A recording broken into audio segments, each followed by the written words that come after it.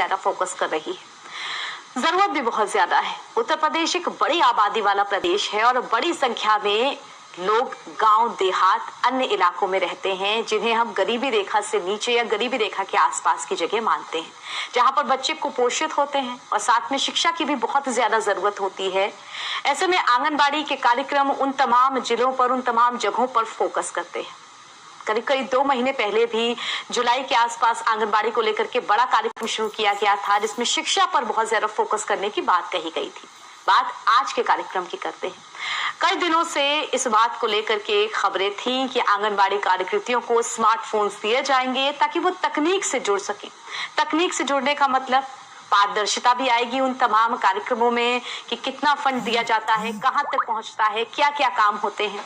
साथ ही स्मार्टफोन से लैस होने के कारण कम समय में ज्यादा चीजों को आसानी के साथ हम कर सकते हैं। इसी लक्ष्य के साथ कि अंतिम पायदान तक वो जरूरत पहुंचे जिसके लिए आंगनबाड़ी केंद्र खोले गए हैं, जिसके लिए आंगनबाड़ी नीतियां बनाई जाती हैं, जिसके लिए आंगनबाड़ी कार्यकर्तियां काम करती हैं, उनके लिए ये स्मार्टफोन जरूरी है।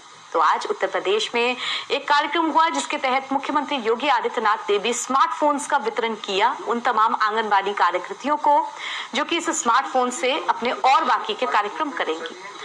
करीब 1.23 लाख यानी कि 1,23,000 के आसपास स्मार्टफोन्स उत्तर प्रदेश के अलग अलग जिलों में आंगनबाड़ी कार्यकर्तियों को दिए गए। साथ ही साथ इन्फेंटोमीटर यानी कि जो छोटे बच्चे होते हैं उनकी हाइट और वेट नापने के लिए जो यंत्र होता है वो भी 1.87 लाख उत्तर प्रदेश के अलग अलग जिलों में वितरित किए गए। ये सरकारी आंकड़े हैं। एक बड़े कार्यक्रम में मुख्यमंत्री योगी आदित्यनाथ ने खुद मंच से आंगनबाड़ी को लेकर के एक पूरा भाषण दिया जिसमें बहुत सारे पॉइंट्स उन्होंने गिनाए। पॉइंट्स इस चीज को लेकर के कि अब जरूरत आन पड़ी है कि आंगनबाड़ी को भी स्मार्ट किया जाए। तो इन स्मार्टफोन्स के मिलने से आंगनबाड़ी कितना स्मार्ट बनेगा, कितना जिन कार्यों को, जिन कामों को लेकर के टारगेट तय किए जाते हैं वहां तक हम पहुंच पाएंगे। क्योंकि इतनी बड़ी जनसंख्या में जब कुपोषित बच्चे भी बड़ी मात्रा में हों, बहुत ज्यादा फोकस कर रहे हों कि बच्चों को शिक्षा और आहार ये दोनों सही तरीके से मिले, तो इस बात की भी जरूरत है कि जिन आंगनबाड़ी कार्यकर्तियों को इन कार्य के लिए हम अपॉइंट करते हैं उनकी भी समस्याओं को सुना जाए, समझा जाए, उनकी भी जरूरतों को जाना जाए। तो आइए अपने कार्यक्रम की शुरुआत करते हैं। स्मार्टफोन से कितना स्मार्ट आंगनबाड़ी, और बिना देर के जो मेहमान हमारे साथ जुड़ गए हैं उनका परिचय आपसे करा देते हैं। हमारे साथ इस चर्चा में इंदु वर्मा जी जुड़ी हुई हैं। इंदु जी, बहुत बहुत स्वागत है आपका। आप जिला अध्यक्ष हैं आंगनबाड़ी कर्मचारी एसोसिएशन की, और साथ ही साथ हमारे साथ उषा मौर्य जी जुड़ी हुई हैं। आप प्रदेश महामंत्री हैं। उषा जी, बहुत स्वागत है आपका। इसके अलावा बीजेपी की तरफ से हमारे साथ कंचन द्विवेदी जी जुड़ी हुई हैं। कंचन जी, आपका भी बहुत बहुत स्वागत है। शुरुआत उषा जी मैं आपके साथ करना चाहूंगी। आज जो कार्यक्रम हुआ, खुद मुख्यमंत्री योगी आदित्यनाथ चेहरा बने उस कार्यक्रम का। उन्होंने वितरण भी किए स्मार्टफोन्स, कोई दो राय नहीं इसके लिए कि अगर चाहे डॉक्टर हो, चाहे वो सैनिक हो, हथियारों से लैस होना जरूरी है। ऐसे में आंगनबाड़ी कार्यकर्तियों के लिए को भी अपने काम के लिए सही उपकरण चाहिए।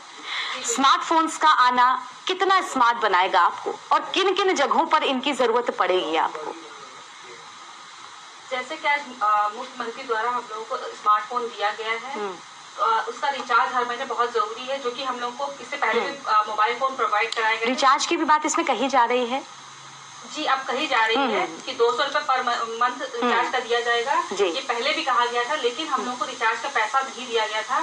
और स्टार्टिंग में जब हम लोग को फोन दिया गया था तो उसमें एयरटेल का प्रीपेड फोन सिम पड़ा हुआ था, पोस्टपेड सिम पड़ा था, जो 1 महीने बाद खत्म हो गया था। उसके बाद से कभी भी आज तक रिचार्ज का पैसा नहीं मिला, क्योंकि आंगनबाड़ी में बहुत सारी वर्कर, क्या हम सारी वर्कर बहुत सी गरीबी स्तर से बहुत नीचे है, तो उनके पास अपना रिचार्ज कराने का पैसा नहीं होता है। और इस समय सबसे बड़ी परेशानी आ रही है कि आंगनबाड़ी को रजिस्टर पे भी काम करना पड़ रहा है, मोबाइल पर भी काम करना पड़ेगा। तो या तो आप रजिस्टर पे काम करा लीजिए या आप मोबाइल पे करा लीजिए। अब आंगनबाड़ी को दुगना वर्क करना पड़ता है, यानी कि तो धीरे-धीरे बहुत बड़ी समस्या आ रही है। ठीक है, हमारे साथ कंचन द्विवेदी जी भी जुड़ गई हैं बीजेपी की तरफ से। कंचन जी, बहुत स्वागत आप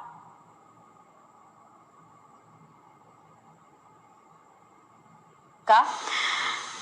बात आंगनबाड़ी को लेकर के चली है और बात आंगनबाड़ी को स्मार्ट बनाने को लेकर के चली है, जिसमें स्मार्टफोन्स भी दिए गए हैं आंगनबाड़ी कार्यकर्ताओं को, इन्फेंटोमीटर्स भी दिए गए हैं।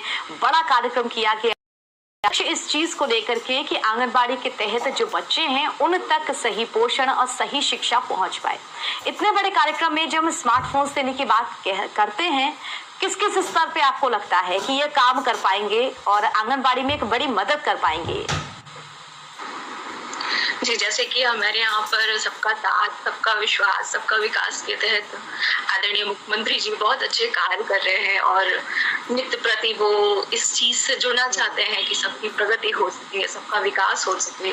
उसी के तहत आज एक यूपी में नया उपकरण आया है जिससे कि आंगनवाड़ी के बहुत प्रभाव पड़ेगा और इससे एक बहुत अच्छा प्रभाव देता है यूपी में कि महिलाओं के लिए जो एक आत्मबल बढ़ने की बात है और उनके एक शक्ति विशेष को बढ़ने की बात है, तो इसमें बड़ा प्रभाव दे रहे हैं हमारे मुख्यमंत्री जी। उससे बड़ा प्रभाव पड़ेगा और फिर कार्यशैली तो हमारी बढ़ती रही है। आंगनबाड़ी में जो कार्यरत होने वाली महिलाएं हैं, हमारी बहनें हैं, से प्रभाव पड़ेगा ये कि उन्हें एक आत्मबल मिलेगा, जिससे कि कहीं पर ऐसा कभी कभी होता है कि ग्लानि महसूस होती है कि कहीं हम से तो नहीं है। तो ये जो संसार में हमारे युग में जो आज युग चल रहा है, एक प्रकार का तकनीकी युग है, तो हम कहीं पीछे ना हो जाए इन सबसे। तो वो आज जो कार्य हुआ है मुख्यमंत्री जी के द्वारा स्मार्टफोन देने का, तो उससे बड़ा प्रभाव पड़ा है जी। और जैसा कि हम और आप सब जानते हैं हमारी जी हाँ जी ठीक है, हमारे साथ इस चर्चा में इंदु जी भी जुड़ी हुई हैं। इंदु जी, बहुत सारे पॉइंट्स आज खुद मुख्यमंत्री योगी आदित्यनाथ ने अपना जो संबोधन दिया उसमें भी गिनाए और बहुत सारे पॉइंट्स हमको कंचन जी ने भी इस बात को लेकर के गिनाए कि क्या क्या फर्क पड़ेंगे। देखिए, पहले थोड़ी आपसे बेसिक समझना चाहूंगी, आंगनबाड़ी कार्यकर्तियां क्या काम करती हैं और किस किस स्तर पे आपको समस्याएं आती हैं अपने काम में? जी, मैं बताना चाहूंगी कि आंगनवाड़ी कार्यकर्तियां शिक्षा से लेकर के पोषण का कार्य करती हैं। इसके अलावा अन्य विभाग का भी कार्य करती है, मैं इससे पहले भी कह चुकी हूँ।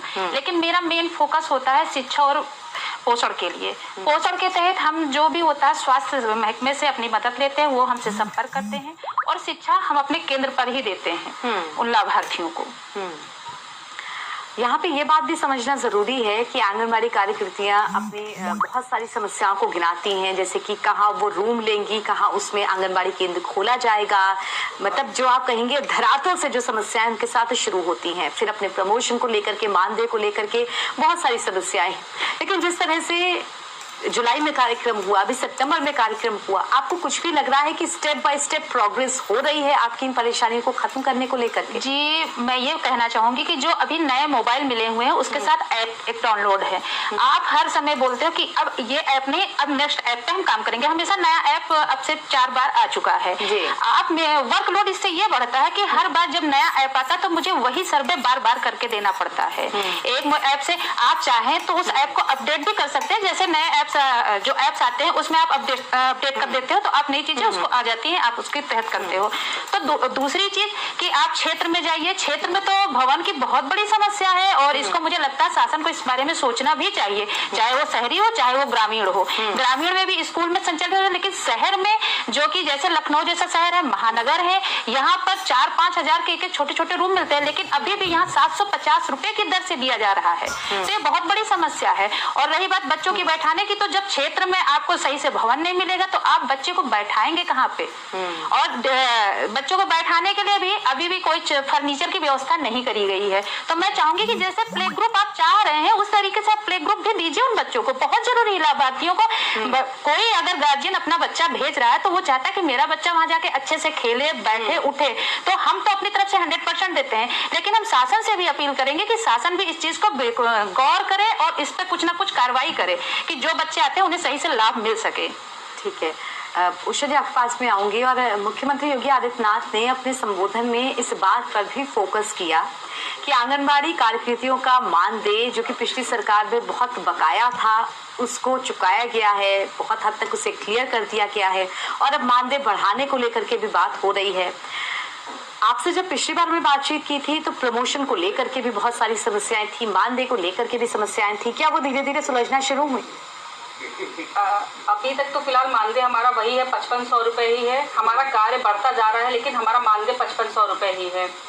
और रही प्रमोशन जो हमारा 2014 में हुआ था, 2014 के बाद से आज तक कोई प्रमोशन नहीं हुआ है। जिस जियो के हिसाब से आंगनवाड़ियों को 62 साल में रिटायर किया गया है, उसी वही जियो कहता है कि आंगनवाड़ी का 10 साल में प्रमोशन होना चाहिए, जबकि उन्होंने रिटायरमेंट तो शुरू कर दिए पर प्रमोशन आज तक नहीं हुआ।